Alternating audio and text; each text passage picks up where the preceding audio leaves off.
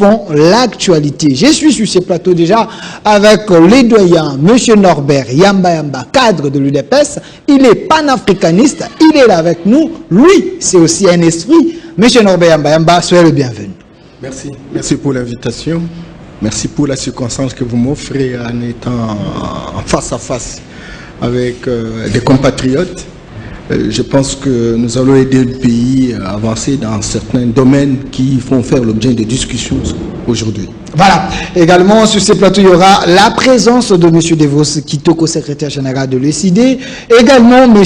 India Omari, cadre du PPRD, ancien DG de l'OGEFRAM, sous régime de Joseph Kabila. Dans quelques minutes, ils feront leur entrée sur ce plateau. Mais cela ne nous empêche pas de commencer cette émission car on est en direct. Les temps, c'est les temps. Monsieur Norbert Yamba, c'est vrai, avec vous, nous allons plutôt parler de ce programme de Samalou Kondé, chiffré à 36 milliards d'ici 2023. Ce programme fait couler beaucoup d'encre et salive. Est-ce que ce programme, c'est un programme réel? C'est un programme qui rencontre le besoin voulu de la population congolaise en général? Nous allons les analyser avec les autres sur ce plateau. Mais quand vous êtes déjà là, commençons par cette question. Je vous ai présenté panafricaniste. Monsieur Norbert Yamba, l'Afrique est en train de pleurer. Il y a des présidents qui tombent, il y a la dictature qui s'impose. Pensez-vous que dans l'Afrique devait copier le modèle des Occidentaux ou l'Afrique devrait plutôt avoir sa propre politique et sa ligne à suivre? Bonne question. Il faut dire que, cher ami, si aujourd'hui j'ai voulu et j'ai choisi véritablement d'être panafricaniste, c'est parce que j'ai observé la société. Je me suis promené à travers l'Afrique, en tout cas sur les 54 pays, et j'ai visité au moins 47. J'ai trouvé la même chose. Quelques différences près. Au niveau de l'Afrique du Nord, où on retrouve les Maghrébins, mais partout en Afrique subsaharienne, la situation est très dramatique. La situation est très très difficile. La pauvreté est la caractéristique principale. Cependant, on a appliqué pas mal de politiques. Vous vous rappelez, dans ces pays, on nous a demandé que si les choses n'ont pas l'air d'avancer, il faut la démocratie, il faut le multipartisme. Mais écoutez, il faut coopérer avec les institutions financières internationales. Il faut mettre en place des grands programmes. Et voilà, on a tenté. On a même dit qu'il faut un groupe de gouvernement, des technocrates, des gouvernements, des économistes, les gouvernements des juristes, les gouvernements des professeurs. Il faut même s'adapter aux objectifs du millénaire pour le développement. Aujourd'hui, on parle des objectifs de développement durable. On a tout tenté. Rien qui reste qu'on n'a pas essayé. On a tout essayé. Et le résultat, c'est la pauvreté la plus abjecte. Vous savez, cher ami Delphin, lorsque vous voulez monter un escalier, si cet escalier ne vous permet pas véritablement d'arriver en destination, il faut changer d'échelle, il faut changer d'escalier. On a travaillé sur base d'un paradigme occidental, parce que l'Occident croit que sa civilisation est le modèle idéal du monde, et qu'il faut mondialiser sa civilisation. Certainement que nous sommes en train de nous habiller comme les Occidentaux, en train de parler leur langue, en train de nous habiller, en train de construire des maisons comme eux, en train d'utiliser des politiques. Nous sommes en train de parler programmes, etc. Ce n'est rien. Même la technologie. Toute la technologie, etc. Mais où est-ce qu'on en est? C'est la pauvreté. De pauvreté. C'est que très clairement, le paradigme, j'allais dire le modèle qui a été mis en place par les Occidentaux, c'est un modèle piège, c'est un modèle qui nous infantilise, c'est un modèle qui nous imbécilise. Et si nous sommes dotés d'un peu d'intelligence, nous ne pouvons que réfléchir pour faire autrement les choses. Tenez, avant que les Occidentaux n'arrivent, certainement que les Arabes sont arrivés au 7e siècle, après Jésus-Christ. Les Occidentaux, j'allais dire l'Europe, sont arrivés au 15e siècle. L'Europe aujourd'hui c'est 6 siècles. Les Arabes c'est 14 siècles. Mais il n'y a pas de résultat en dehors de l'esclavage, en dehors de la traite négrière, en dehors de la colonisation, en dehors de la néocolonisation, où ils s'enrichissent. Et nous appelons ça le paradigme à rentabilité externe. C'est-à-dire que tout ce que Dieu nous a doté ici, ça leur appartient. Au lieu d'amener les résines, ne serait-ce que par modestie, pour transformer ce qu'ils sont en train d'extraire ici, ah non, ils amènent le brut, ils vont chez eux, et c'est là qu'il y a des industries, ils transforment, ils produisent des richesses, et ils trouvent de l'emploi pour leurs enfants. Mais nous, on reste pleurer, pleurnicher. Et tant que, Delphin, on n'aura pas un autre paradigme qui est fondamentalement en rentabilité interne, où nous avons nos propres technologies, où nous avons nos sciences fondamentales, où nous changeons notre système éducatif, où nous nous attaquons à la spiritualité qui nous a été importée, qui aurait pu véritablement nous aider à construire notre génie. Malheureusement, c'est une spiritualité qui nous a anéantis, qui nous a imbécilisés. Et si nous n'arrivons pas à reconquérir les héritages de nos ancêtres, parce qu'avant qu'ils n'arrivent, nos ancêtres vivaient, ils ont vécu 200 à 300 000 ans. Avant qu'ils n'arrivent, comment ils ont survécu? Quelle était l'organisation politique? Je termine. Quelle était l'organisation scientifique? Quelle était l'organisation spirituelle, etc. C'est que quelque part, nos ancêtres ont survécu, ils étaient même puissants 35 siècles avant l'ère chrétienne. Alors, nous devons, aujourd'hui plus que jamais, nous interroger les héritages que nos ancêtres ont laissés et quitter le paradigme occidental, aller dans la direction d'un paradigme fondamentalement africain et monter des stratégies qui nous permettent de véritablement affirmer notre autonomie. Tant qu'on n'aura pas fait cela, on peut changer 50 gouvernements. Il n'y aura pas de solution. Monsieur Norbert, parce que je vous comprends bien, donc l'Afrique est en train d'être récolonisée sous une autre forme, si je peux vous comprendre. Depuis l'arrivée, n'est-ce pas, de l'Occident au 15e siècle, jusqu'aujourd'hui, l'Afrique n'est pas libérée. Mais l'Afrique l'Afrique n'a jamais été libérée. Comment ça? Le paradigme occidental, non seulement il est en rentabilité externe, mais il agit comme un caméléon, pauvre en vitesse et riche en couleurs. Lorsqu'il y a la couleur verte, il prend la forme de la couleur verte. Lorsqu'il y a la couleur rouge, il prend la forme de la couleur rouge. Ça veut dire quoi? Ça veut dire que lorsqu'il y a eu la révolution commerciale chez eux, ils avaient besoin des hommes et des femmes qui devraient travailler dans les plantations. Ils sont venus chez nous et ils ont piqué, ils ont arrêté, ils ont ligoté nos ancêtres de l'ordre de 200 à 500 millions de personnes. Vous savez que Madame Marès, qui était la femme, n'est-ce pas, de Cheikh Anta Diop, géographe de son état, professeur d'univers.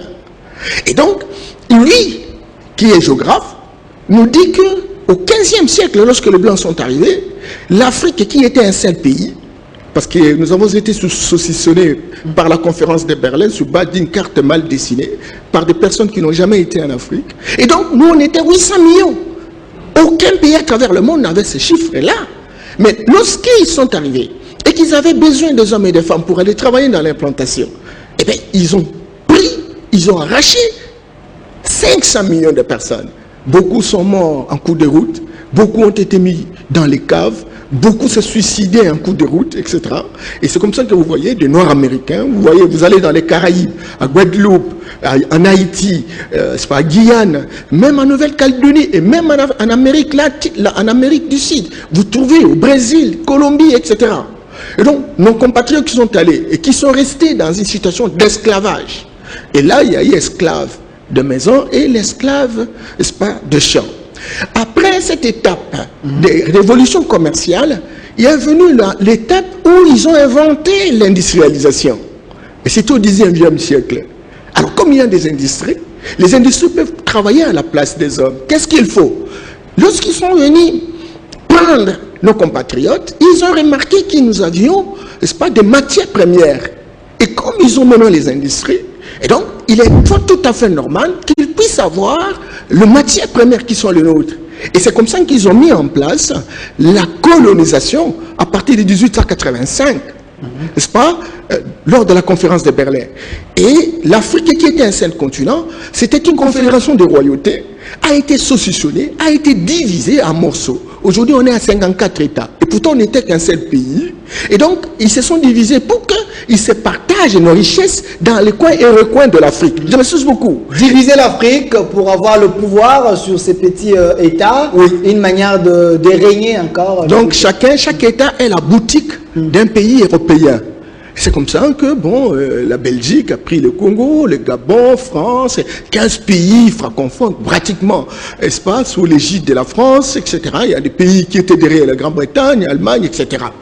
Alors maintenant, depuis un certain temps, dans ce schéma-là, ni les États-Unis, ni, n'est-ce pas, l'Union soviétique à l'époque, aujourd'hui c'est la Russie, etc., n'avaient été impliqués dans la colonisation.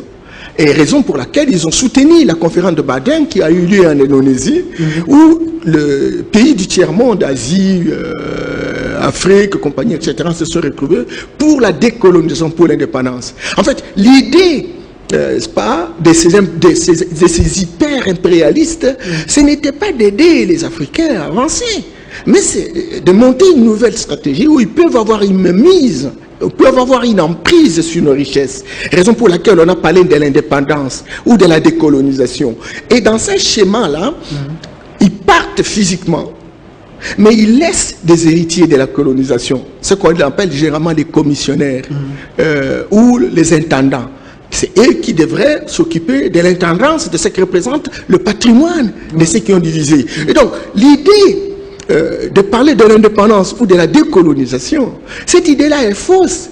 Parce que les dirigeants que nous avons eus après les indépendances ont été des dirigeants qui ont joué le rôle des commissionnaires, ont été les dirigeants qui ont joué le rôle de courtiers. Les quelques rares qui se sont opposés pour affirmer notre leadership, pour affirmer notre indépendance, ces leaders-là ont été tués. Les Lumumba et les autres ont été victimes de leur patriotisme. Victimes de leur patriotisme parce qu'ils remettaient en question le paradigme occidental, où ils viennent, ils puisent et ils rentrent chez eux. Mais vous, en tant que chef, en tant que dirigeant, ils vous soutiennent pour rester au pouvoir. Et vous n'avez aucun devoir de redevabilité vis-à-vis de votre population.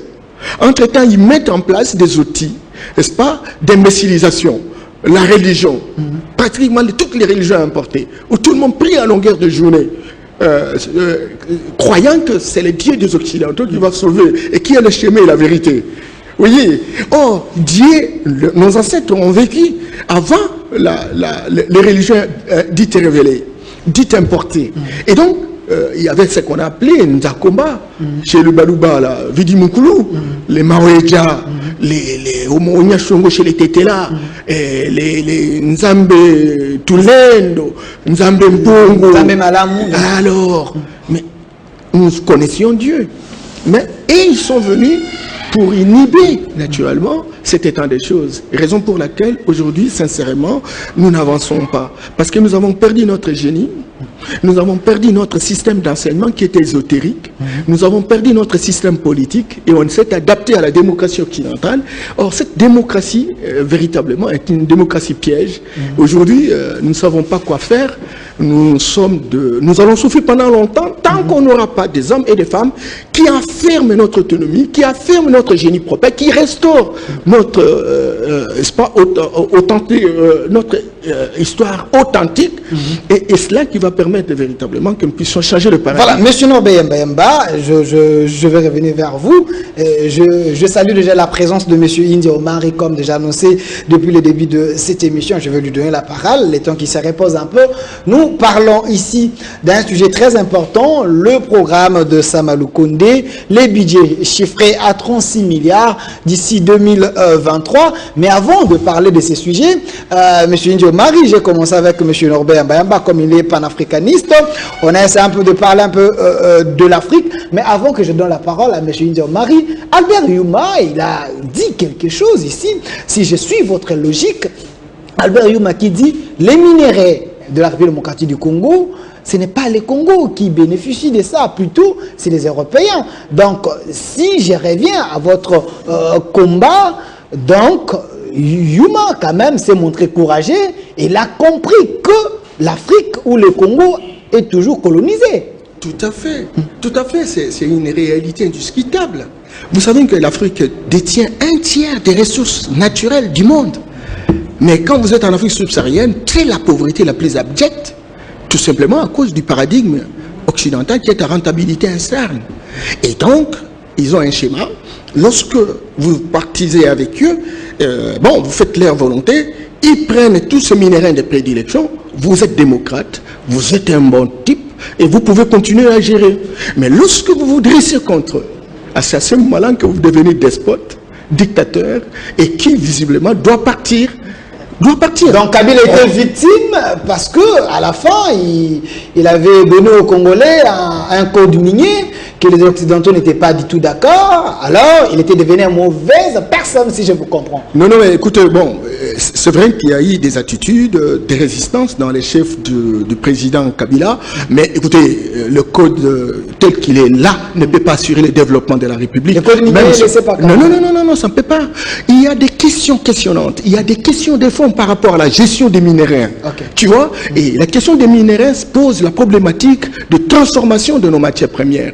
Comment transformer nos matières premières? C'est cela, ça veut dire qu'il faut avoir des technologies, il faut avoir des sciences qui nous permettent de nous approprier de nos matières premières. Et ces questions-là n'ont pas été posées. Ces questions-là n'ont pas trouvé de solutions. Nos universités sont des usines de production de chômeurs de luxe. Elles ne nous aident à rien, absolument rien. Donc, oui, on a discuté pour l'augmentation des taxes. Par rapport au code, encore qu'aujourd'hui, aujourd'hui, il existe des avantages. Quand vous regardez l'article 29, qui demande qu'on puisse réaliser des avantages socio-économiques des noms de communautés ou de provenance des minéraux, eh bien, ce n'est pas opérationnel. Merci, monsieur Norbert Yamba. Je rappelle qu'il est cadre de l'UDPS, parti au pouvoir et aussi panafricaniste. Monsieur India Omari, je vais vous donner suffisamment de temps, malgré que vous êtes venu en retard. Monsieur India Omari, c'est vrai, nous allons parler du gouvernement Sama Lukonde, mais la première question, l'Afrique pleure. Pensez-vous que la politique que les Africains utilisent aujourd'hui, c'est une politique qui ne permet pas à l'Afrique d'évoluer? Bon, d'entrée de jeu, je voulais présenter des excuses aux téléspectateurs. Ce n'est pas de ma faute, c'est la faute de nos sauts de moutons qu'on a mis actuellement, qui de plus en plus commence à déranger. Il y a trop d'embouteillages dans la ville. Actuellement, on ne sait pas pourquoi. Je présente aussi les mêmes excuses à vous, et ainsi qu'à mon co-débatteur, mon grand frère Yamba, que je salue, un éminent co-débatteur, un éminent développeur, que j'ai beaucoup de respect vis-à-vis pratiquement de cette intelligence qui est encore raffinée. Et le panafricanisme, oui, c'est oui, ça devient un vocable un peu... bon, c'était intéressant, mais ça commence de plus en plus à déranger. Nous sommes pratiquement dans ces camps. Mais sur le plan international, ça dérange. Et il faut regarder les indicateurs diplomatiques pour voir ce qui se passe. Regardez, je vous donne un petit cas en matière de défense. On avait une opération ici, l'Artemis. Il y avait une histoire en Ituri, Ema et Lendu. Une guerre fracticide entre les Ema et les Lendu.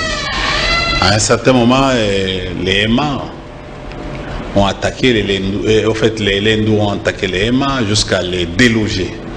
Mais quand pratiquement les Ema ont récupéré la situation, les Français sont venus comme mettre en scène pour s'octroyer la victoire au moment où c'était les EMA qui étaient en train de quadriller pratiquement toute la ville, en fait, de Bunia et autres parties. Donc c'est la même chose. Quand vous regardez au Mali, à ce qui concerne la guerre, qui sont à l'avant-plan? C'est toujours les Africains, les Maliens. Regardez ce qui s'est passé, qui se passe actuellement. Vous avez vu, on a vu l'invisible, bon, je peux dire, les talents de l'armée tchadienne. On a vu les talents d'Idriss Déby qui a fait d'énormes victoires dans le cadre de la partie sahélo-sahélienne. Mais fin de fin, aujourd'hui, il est mort, il est enterré. Mais vous avez vu à un certain moment les Français. Macron a dit que, bah, écoutez, nous n'apprécions pas une histoire de régime, de prédation, mais nous sommes là pour la concrétisation de la transition. Ben, on a vu aussi chez nous en Afrique, au lieu d'abord par condamner l'acte, parce que c'est un coup de force ce qui s'est passé au Mali. En principe, l'Union africaine devait commencer par condamner l'acte. On a tué le président malien et ce qui vient de se passer, c'est un coup de force. Il fallait soit retour à la normalisation de la situation politique au Mali, à la constitutionnalité. Mais l'Union africaine n'a pas su en fait prendre une position par rapport à ça. Parce que vous voulez encourager la démocratie. Bon, la démocratie a ses normes. Mais comment arriver à une transition sans se conformer aux règles, aux normes de la démocratie. Aux normes de la démocratie. On a vu l'absence de l'Union africaine pour prendre une position par rapport à ce qui se passe. C'est-à-dire l'Union africaine aujourd'hui, avec l'architecture, démontre à suffisance que non, il est dans les schémas de coups de force. Mais ça c'est fort parce que le président actuel, il vient d'un parti où règne la démocratie. Il a ces notions. Moi, je suis dans on était en train de parler de l'africanisme. Oui, il est le président de l'Union africaine. Voilà pourquoi je l'ai cité. Nous sommes en train, nous sommes en train de broder. Oui. On analyse. Mais j'ai dit, par exemple, la première des choses, c'était de prendre l'Union africaine devait prendre une position dure par rapport à ce qui s'est passé au Tchad. Parce que pour la normalisation de la vie politique au Tchad, l'Union africaine ou la démocratie, c'est-à-dire que nous, en fait, arriver à consolider la démocratie, voilà les termes. Okay. En fait, en Afrique, on devait prendre, l'Union africaine devait prendre une position. Donc vous avez senti l'absence de l'Union africaine par rapport à ces sujets-là? Aucun discours. Ok. Jusque-là, les États, il n'y a aucun discours qui martèle pratiquement ce qui s'est passé là. Parce qu'on a tué un président de la République. Et on a installé pratiquement une transition des militaires. De crise? Oui, c'est une crise ou quoi? Une transition où c'est l'autorité militaire qui, en fait, prend l'affaire. Mais M. Ndiomari, vous êtes la personne la mieux placée quand je pose cette question. Après la mort de Laurent Désiré Kabila, c'était presque la même chose. C'était Joseph Kabila qui est aussi un militaire par rapport à ces transitions-là. Et aujourd'hui, il est président. Peut-être que c'est la même voie que aussi... mais à l'époque, il y avait quand même une... Vous aimez trop comparer. Mais vous allez vous rendre compte... C'est de l'histoire, monsieur. Non, c'est ça, je vais vous aider. Il y avait une prise de position de l'Union africaine par rapport à ça, à ce qui est arrivé. Mon souci, c'est une prise... Il faut que l'Union européenne, l'exercice de l'Union africaine, prenne une décision, en fait, une position. Voilà. Parce que, bon, vous savez, écoutez... Vous êtes en train de cochonner une histoire. Aujourd'hui, c'est comme si nous étions en train de copier. On copie ce que la France est en train de faire. Si la France dit que non, bah écoutez, moi c'est tel, bon, on s'aligne. Regardez ce qui se passe aujourd'hui. Parce que vous êtes en train de... Il y a cette histoire de vaccination. La France a dit, et les autres États de l'Union européenne, mais on n'a vu aucune autorité aller se faire vacciner. Mais on a laissé la population. Aucune. Pour un exemple, on devait voir. Aucune. Les autres disent que non, bon, c'est au d'ici là qu'on a piqué l'autre. Oui. On devait voir les nouveaux membres du gouvernement aller se pointer là-bas et on les pique. Dans l'absence d'une politique sanitaire, écoutez, ça se ferait mon cher ami, nous sommes en train de vivre des choses. Il n'y a pas 2 ou 3 jours, on a vu quelqu'un, bon, en fait, un membre de famille qui s'attaque aux policiers. Bon, en fait, nous condamnons cela, nous condamnons cela vraiment. Et personne, si c'était India ou Papitamba ou Yves Kisombe, mais vous devez voir l'état des droits rapidement. Mais un membre de la famille, ça s'est fait. Il faut aller dans les zones minières, à Lubumbashi, à Kolosi. C'est comme ça, ce trafic. Les Zing-Zong est rentré, ce système des Nous, la presse, nous condamnons cela sur tous les injures. Vraiment, comment tu peux aller pas normal. injurier je ne veux pas aller trop loin. Jusqu'à faire fâcher les gens. Non, non, s'il vous plaît, on est à la télé, il y a des termes. Je pense que non.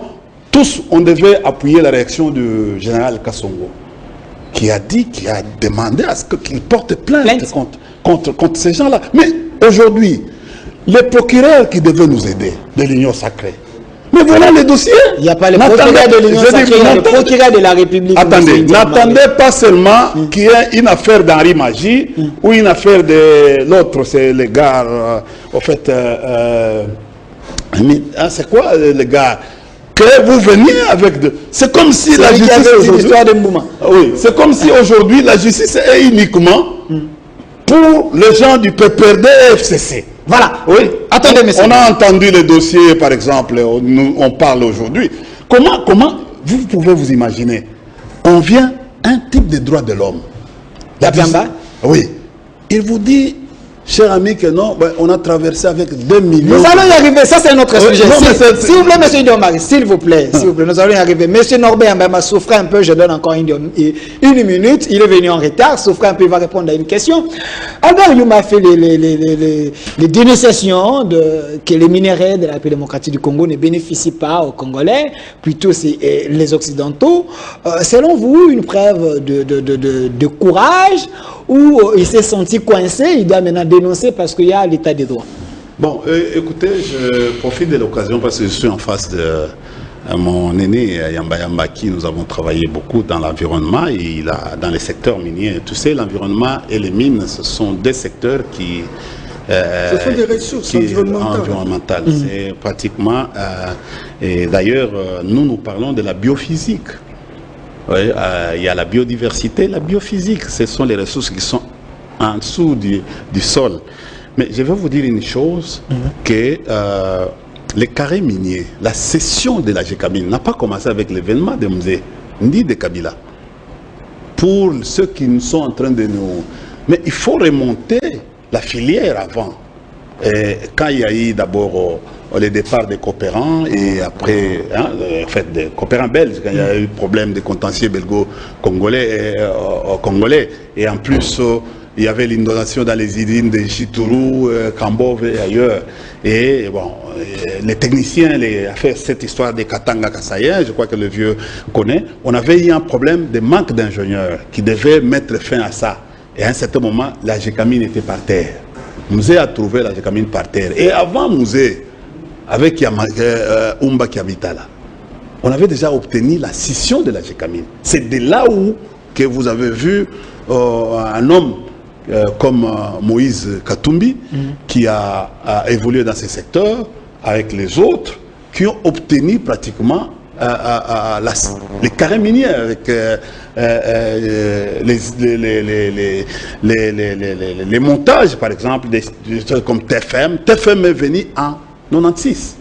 Rappelez-vous, c'est avant l'événement de la FDL, il y avait Tenke Fungurume Mining, il y avait Roachi Mining, il y avait Exaco du côté que je me rappelle encore avec... Donc Kabila a hérité ce système. On a hérité ce système, et puis le système a continué. Pourquoi? Parce qu'on voulait, même quand Kabila est arrivé, la Gécamine, il n'y avait plus de fumée. C'est Kabila qui a en fait, Kabila père, qui a mis des moyens pour relancer la Gécamine. Ceux qui connaissent mieux la problématique de la Gécamine peuvent se rendre compte quand Kabila est arrivé. D'ailleurs, la première réunion de Kabila à Lubumbashi, c'était à Mubunda Gécamine. C'est quand Kabila avait constaté, avant qu'il s'autoproclame comme président, il s'est autoproclamé comme président de la République dans le bureau de la Gécamine à Mubunda. Et quelques mois après, que Mouzé a relancé la Gécamine. Et pour la première fois, après plusieurs années, une dizaine d'années, il n'y avait plus de fumée. En fait, à Makomeno, j'ai encore une idée de l'époque. Et cette scission a toujours existé. Mais le problème, c'était quoi? 30 secondes. Ce qu'il a dit. Le code minier n'a pas servi à la nation. Effectivement, à cause des rentiers. Les rentiers, c'est ça le terme.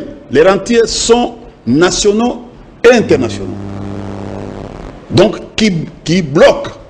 Parce que les codes miniers devaient nous aider dans le cadre, parce que le pays aujourd'hui vit des taxes et des impôts.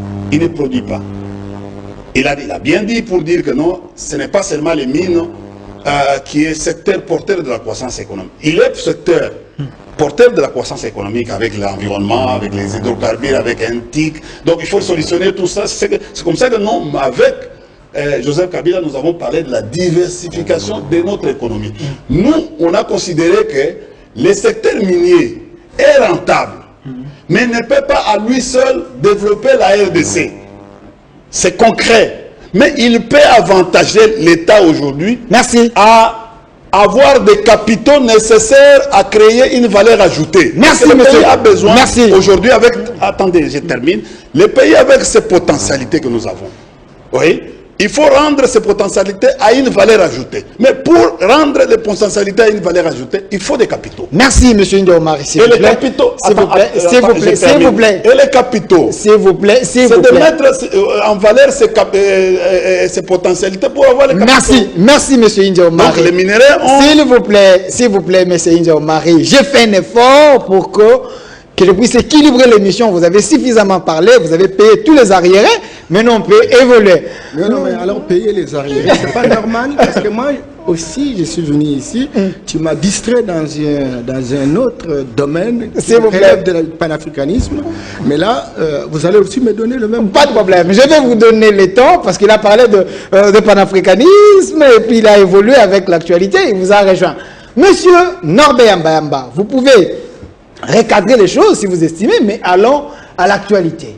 Vous avez présenté un programme du gouvernement, Sama, mais ce qui a étiqueté plutôt plusieurs personnes, c'est le montant des budgets que vous avez mis en place. Est-ce que c'est là? C'est du sophisme? C'est là, c'est de l'utopie? C'est de la poudre aux yeux que vous vendez aux gens? Comment vous allez faire pour arriver à 36 milliards, 12 milliards, 12 milliards, 12 milliards? Comment y arriver? Non, on n'est pas ici pour contredire. On est en train d'échanger, c'est un débat. Il y a des choses rationnelles et axiomatiques qui se dégagent sans beaucoup d'efforts. Okay. C'est pas parce qu'on est opposition qu'au pouvoir, etc. Il y a des scientifiques sur une table, et je crois qu'il y a des choses pour lesquelles nous pouvons partager, il y a des choses pour on peut apporter des nuances. Mais je voudrais profiter effectivement de la présence de mon frère India Omari. Ça fait un bail, je ne l'ai pas vu. Je suis venu ici parce qu'on m'a dit que tu venais, et donc je dis, je vais lui faire quand même plaisir. Et voilà. Certainement, je suis content de vous revoir. J'ai un petit souci de santé, mais j'ai été même évacué. Bon, au nom des ancêtres, vous êtes guéri. Ok. Alors, mais je voudrais apaiser quand même mon frère lorsqu'il a dit qu'il arrive en retard à cause de ce bouton quand même. Soyez galant. Moi aussi, j'étais en ville. Au contraire, ça roule sans beaucoup de difficultés, etc. Je sais que mon frère, il a beaucoup de choses, beaucoup de chair à fouetter. Il est peut-être venu en retard. Et ça justifie, mais il ne faut pas confier la responsabilité au gouvernement par rapport à ça. Quoi. Le seul mouton, bien au contraire, vient arriérer Attends. La circulation. Je partage avec lui même avis sur la question de base militaire, les différentes opérations qui sont organisées, Artemis, Barkhane, toutes ces opérations-là sont des opérations impérialistes qui ont tendance à envenimer la situation chez nous pour que nous soyons davantage imbécilisés et qu'ils profitent au maximum de richesses. Ils ne viennent pas pour mourir pour nous. Et ils viennent généralement dans des endroits où il y a des minéraux stratégiques. Au Mali, vous savez qu'il y a l'uranium, vous savez qu'il y a l'or, vous savez qu'il y a du diamant. Et donc, c'est pas parce que les gens veulent... quand vous quittez le Mali, même désert, là, vous allez vers le Niger, il y a l'Areva, non? Areva, c'est la plus grande société. Aujourd'hui, la France est le plus grand producteur d'uranium. Or, il n'a même plus une graine d'uranium, etc. Il va encore revenir en Ituri, vous êtes au courant, non? Et donc, la question de base militaire, nulle part au monde, et je vous parle comme panafricaniste, nulle part. Allez aux États-Unis, allez en Amérique latine, même en Asie aujourd'hui, il n'y a pas de base militaire. Et lorsqu'on est en Corée, certainement que les Américains sont dans une sorte de coopération, mais les Coréens sont en train de développer leur technologie pour affirmer leur autonomie. La même chose pour les Japonais, etc. Mais les bases militaires chez nous, où tout le monde s'invite, à Djibouti, vous avez les Américains, vous avez les Français, vous avez les Chinois s'ajoutent, les Turcs, etc., les Britanniques. Aussi tout près de Gabon ici, vous avez des bases militaires, au Tchad, des bases militaires. Notre frère qui vient de mourir, Idriss Déby, en fait, c'était le soldat, les sous-traitants des Français, etc. Tu vois, donc c'est un peu ça. Et alors, parce que peut-être qu'il n'a pas donné libre cours à la rébellion de pénétrer en Centrafrique, bon, il faut le punir aussi. Hein. Il y a toute une complexité de ces choses-là. Et si on ne comprend pas, et la classe politique est distraite sur des choses de banalité, etc., il y a des questions. Il y a les diamants. Hein. Il y a les diamants. Il y a les diamants à grande quantité, vous savez. Et donc, sincèrement, par rapport à la question de base militaire, je partage avec India son analyse, etc. Et d'ailleurs, c'est le rôle du livre que je dois pouvoir publier dans 2 mois. Mais j'apaise mon frère quand il dit Nyambaï, discours de l'Union africaine. Le président de la République du Congo, qui est président de l'Union africaine, s'est exprimé en N'Djamena, en face de Macron, en face, n'est-ce pas, de l'actuel président de la République. J'ai visionné même ce discours ce matin. Il a parlé du retour à l'ordre institutionnel.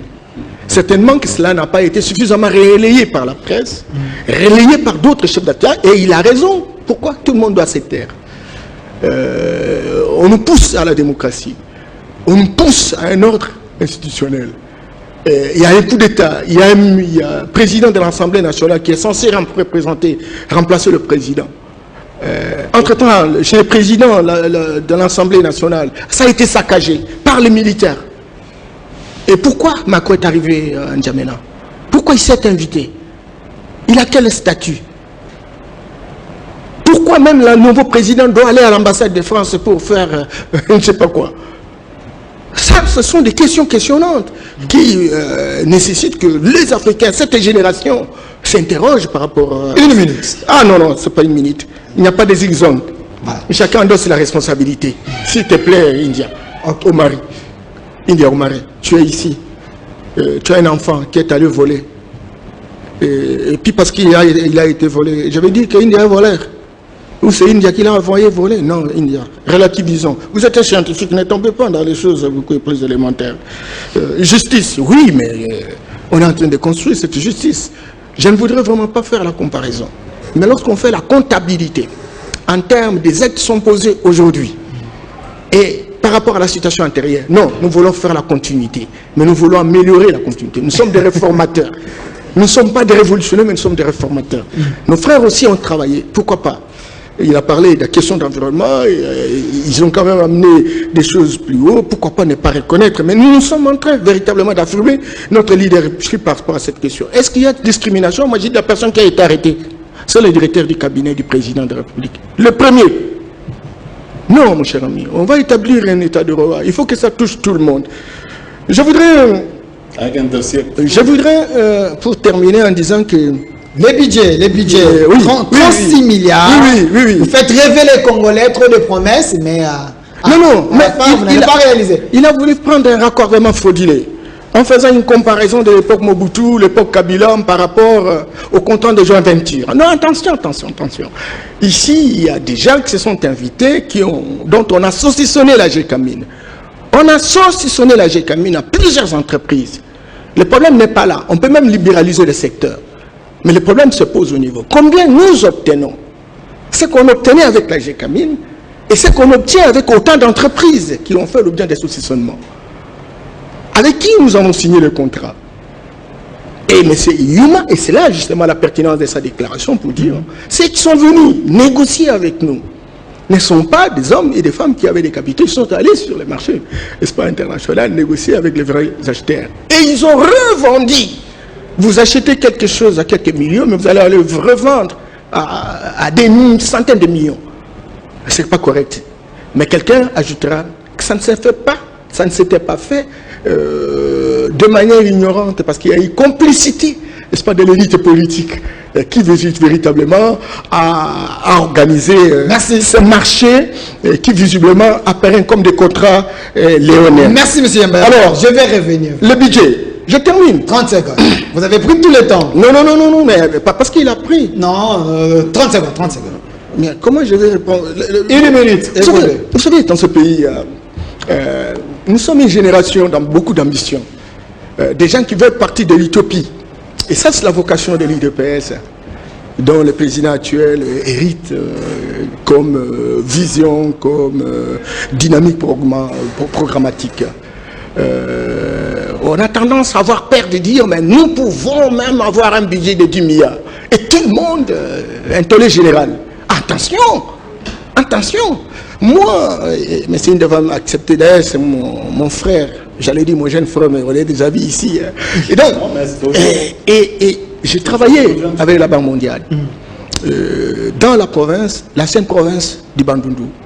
Vous savez, Delphin, on produisait dans la province, toutes les 4 provinces, tous les 4 districts, 30 millions de francs congolais. Ça représentait 30 000 $. Et pourtant, il y a des sociétés forestières, à gogo, etc. Alors, la banque a appuyé. Et l'appui apporté naturellement pour digitaliser les différents sites de mobilisation des recettes. Et quand on a numérisé, on a mis l'appareillage informatique, on est allé de 30 millions le premier mois à 400 millions de francs. Le deuxième mois, on est allé à 700 millions jusqu'à atteindre 1 milliard. Dès qu'on a vu qu'il y avait traçabilité, on pouvait bien contrôler comment l'argent est entré, où est-ce qu'on en est, etc. Ils ont saboté les machines. Et on est venu, les machines n'étaient plus opérationnelles pour revenir, n'est-ce pas, à l'approche manuelle. Tout simplement. Et on a descendu d'1 milliard de francs. Et vous savez, on est descendu, comme par le passé, à 50 millions de francs congolais. Ça veut dire quoi? Ça veut dire qu'il y a de l'argent dans ce pays. Mais il faut avoir la volonté. Mais pour avoir la volonté, il faut requinquer les différents services de dissuasion, comme l'inspection générale des finances, comme la Cour des comptes, comme les cours tribunaux, les parlementaires qui doivent implémenter, naturellement, je me suis beaucoup, les différents secteurs de la vie nationale, etc. La société civile devient un héros aussi professionnel. L'agence de renseignement devenir une agence d'intelligence. Et donc, les journalistes affirmer véritablement le 4e pouvoir. Et si on met en place un système de surveillance mutuelle, on va drainer, regardez des 2 millions. Regardez comment on peut ramasser les 2 millions comme ça. Voilà, merci. Monsieur India Omari, vous avez suivi, vous n'êtes pas un Congolais de moi. Alors, le Premier ministre, Samalou Kondé, un technocrate, il a lancé un gouvernement de warriors avec un souhait d'un budget de 36 milliards jusqu'en 2023. Voyez-vous, c'est là une mission impossible? Bon, en ma qualité d'analyste, je ne peux pas aujourd'hui m'hasarder à faire une analyse sur les gouvernements actuels tant que je ne l'ai pas encore vu à l'œuvre. Je pense que non, je suis dans l'obligation de prendre des réserves par rapport pour ne pas faire des petites erreurs. Mais j'ai suivi le programme est un peu léger. Pourquoi j'ai dit le programme est un peu léger, c'est qu'il y a trop de littérature.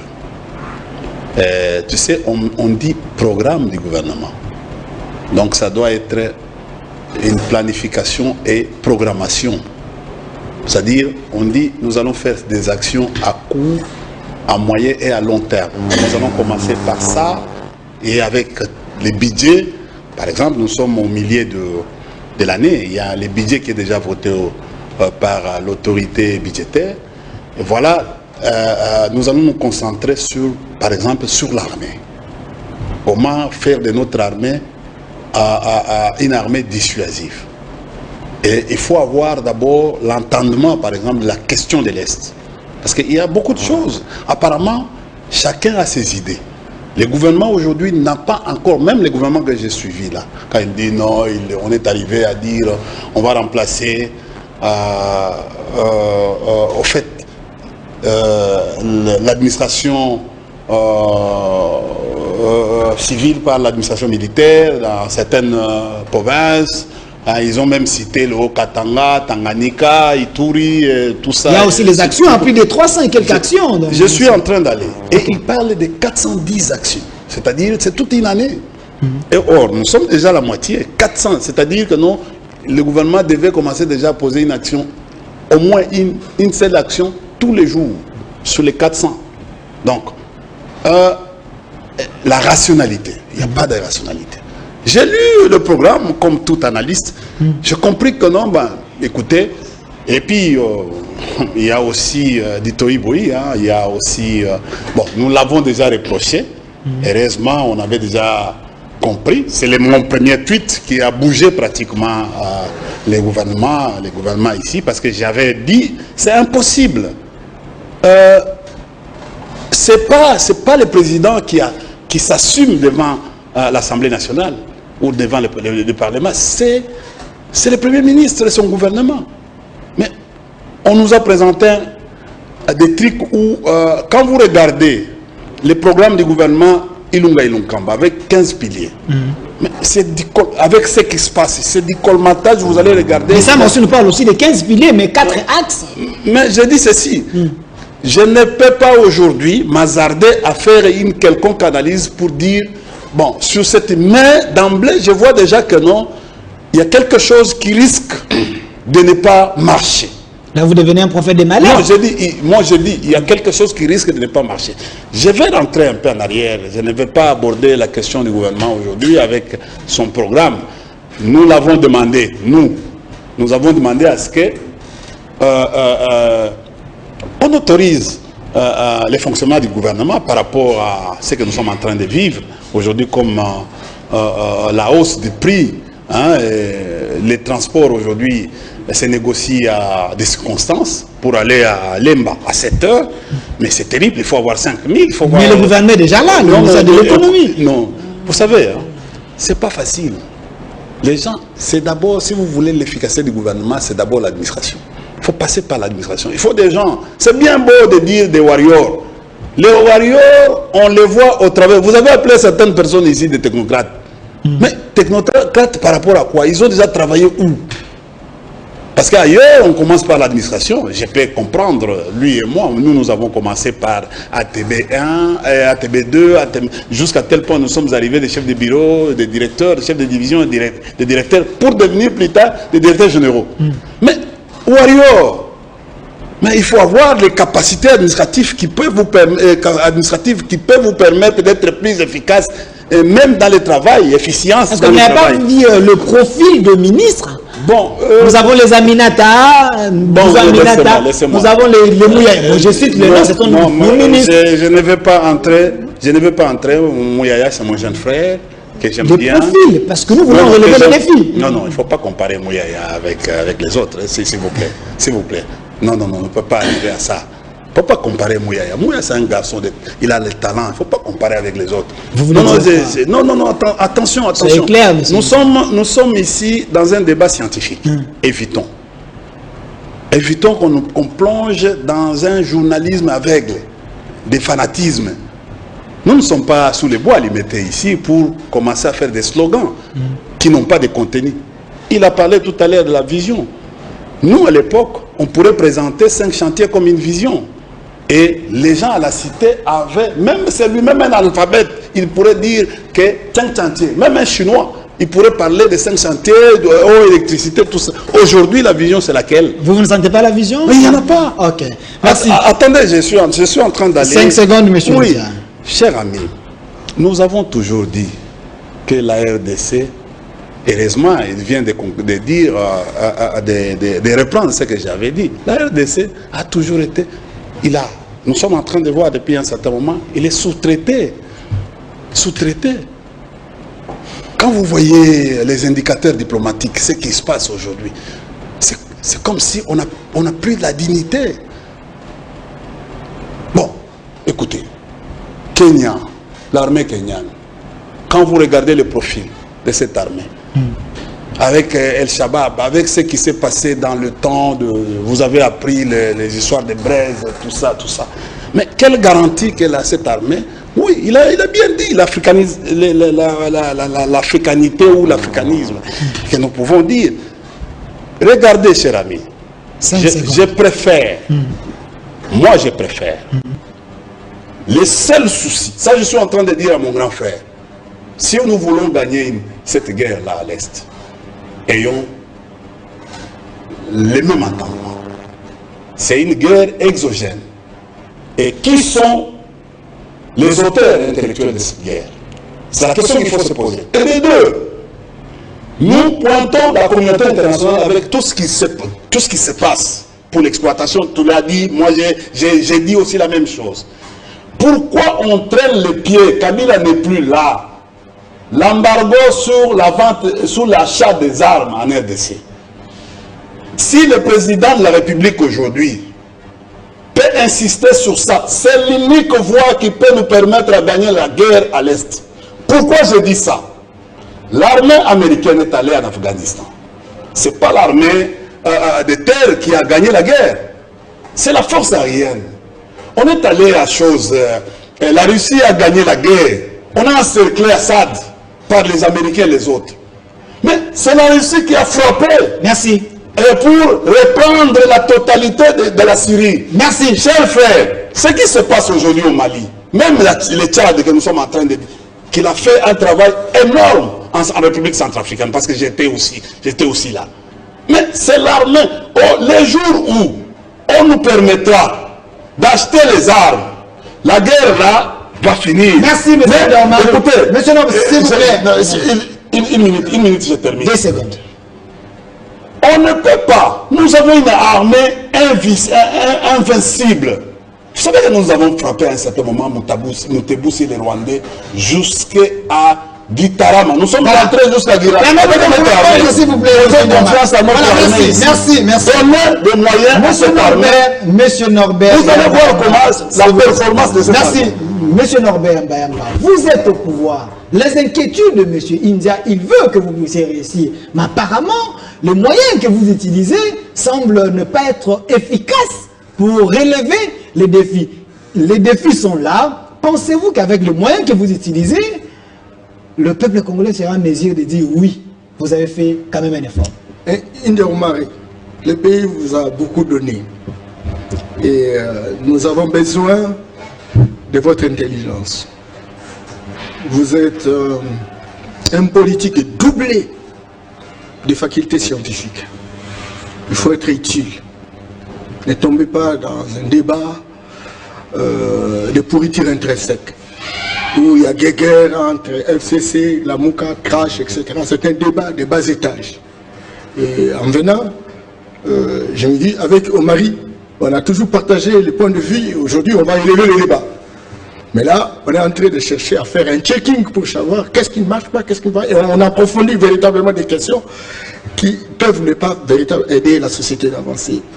Programme léger. Non, le programme n'est pas léger, mon frère. C'est un débat fondamentalement intellectuel.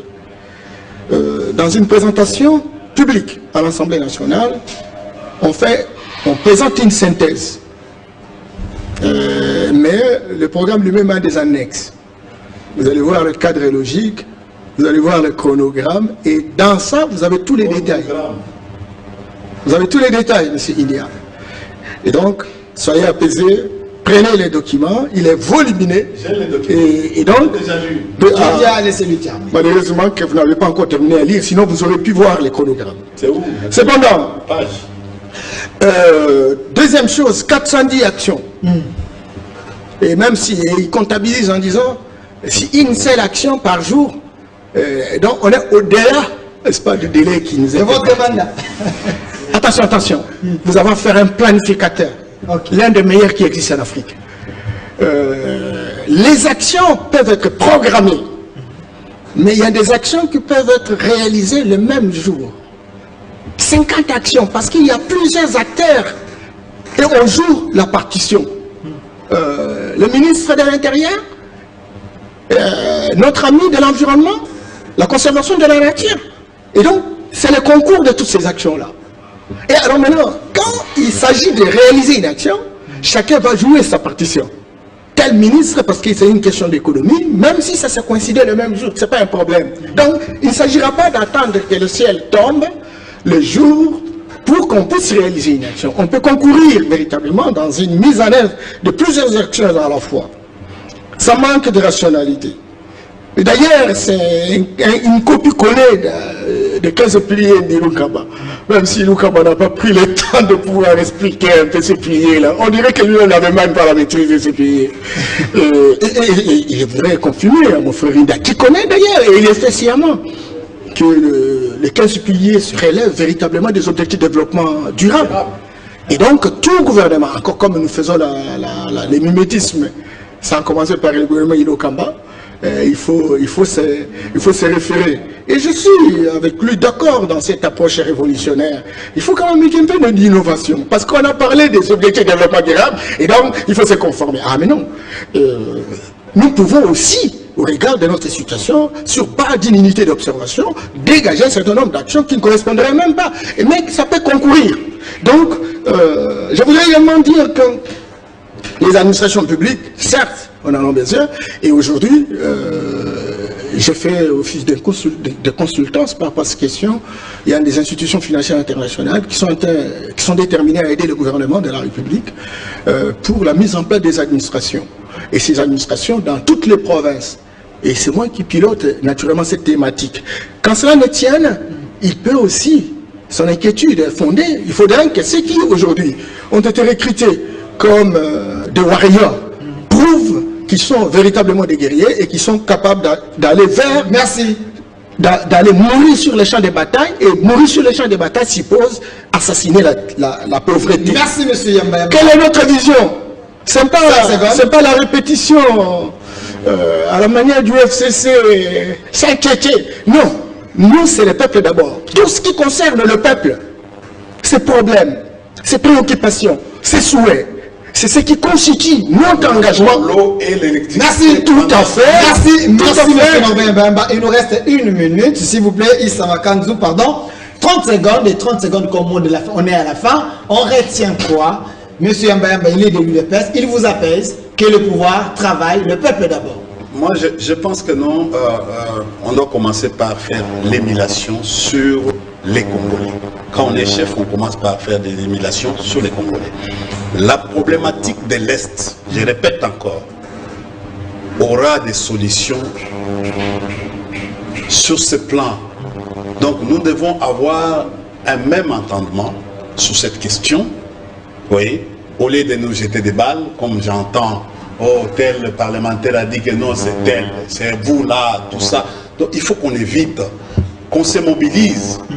Même pour le moment, ce que je suis en train de dire à mon aîné, Yamba Yamba, c'est que les chefs doivent faire un effort de fédérer l'ensemble de la République, de la communauté. Merci, monsieur.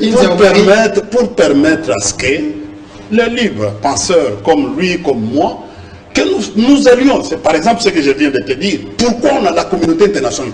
C'est-à-dire que non, il faut pointer ce qui se passe actuellement en RDC, il faut pointer la communauté internationale. Il ne faut pas se laisser être sous-traité par la France. Merci, monsieur. Parce que la France, il utilise encore les... On est dans la fin, monsieur Marie. S'il vous plaît. Monsieur Mbemba, 10 secondes. Ce sont les indices d'un régime qui a vraiment privatisé la parole et en fait... 10 secondes, 10 secondes. Et donc, je voudrais simplement apaiser... Je veux que vous puissiez travailler. 10 secondes. Je voudrais pas apaiser mon frère India qui a fait un bon diagnostic par rapport à la problématique de l'Est. Mais je lui ajoute en disant que la guerre de l'Est, c'est une guerre de convergence d'intérêts à 3 niveaux. Vous avez les vautours